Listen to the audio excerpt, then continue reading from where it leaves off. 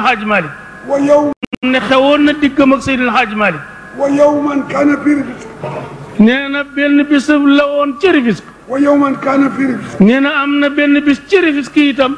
yawma wafaati sayyida Ummul Xayr Sall keroog soxna Ummul Xayri Sall yaayu Seydi Jamil moo génn àdduna bu Seydil Hadj Malick bi nee na bu Seydil Hadj Malick bii toog ci wetam di jàngal Alquran nee na mu toog ci wetam di jàng alquran moom mi góor gi daal di soppi ko ci saase nee na yëf yi kii ba góor gi soppeeku ci saase bàyyi ma yor Sall bàyyi Sëriñ Abbas radiyallahu anhu maam ma yoro Sall way juru Sëriñ Abbas Sall rahmatullahi alayhi moom kenn la woon Seydil Hadj Malick góor googee kenn la woon ci maam Seydil Hadj Malick Seydil Hadj Malick li ma gis nee na mu ne Seydil Hadj Malick li ma gis kon nag na fi jóg dem feneen jàng gone gii na maanaam Sëriñ Abdou mii moo doon jàng ca wetu góor ga jàng yi dema ba soppi góor gi Malick sa ak Mayoro Sall ni Seydil Hadj Malick gone gii li ma ci gis kat na la sori na dem jàngi fële Seydil Hadj Malick nga randu mook topp na li Seydil Hadj Malick ne ko daal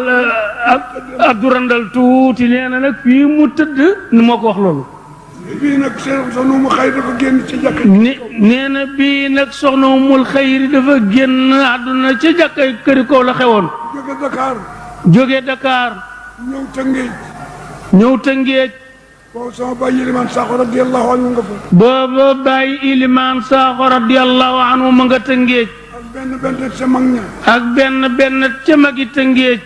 soxna Umoo ngi gaañu ci kër Amat Thiaw Ayda soxna Umoo ngi génne àdduna ci kër Amat Thiaw Ayda Amat Thiam Ayda mbokka ma nag ñu andi ko ci jàkka jooji ñu indi ko ci jàkka jooji ci Tëngéej di ko waajal Seydi Aboubacar toog dend ak Serigne Ndioba Diop nee na daana toog ci kanam Seydi Aboubacar si nee na def nii ngeen di def xam-xamam bu bari ba ca xam-xamam bu bari ba ak dal ga ak yar ba ak na mu daleeg na mu yaroo yëf yi nekk pikiir ci moom yëf yi daf ko daan def pikiir ci moom da daan dem ba yëf yi raatu kaan du mën a téye boppam mu ne yëkkat ñaari loxo ya su ko defee góor gi Ablaye Thiam rahmatullahi alayhi ni ko sëriñ bi yaa ngi bëgg a kàndang nag de radiyallahu anhuma nee na Seydi Aboubacar daane nañ jàng kaamil bi gaaw nee na booba moom ña doon jàng kaamil ba moom mii moo leen jiite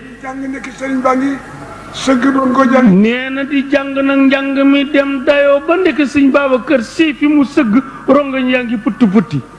moo di seen air bi ngeen ba fàtte moo di tey way yi ngeen way yóbbu na ko foo xam ne rek doy na waar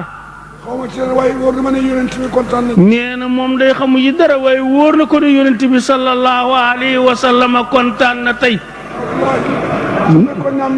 nee na wallahi moom mii day bu amoon ak wér tey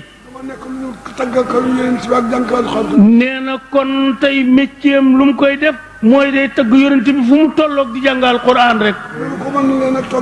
nee na bi mu ko mënulee nag mu toog ci seen biir rek di leen déglu nee na kon yooyu ñaar daal yàlla bu mu ci ñàkk benn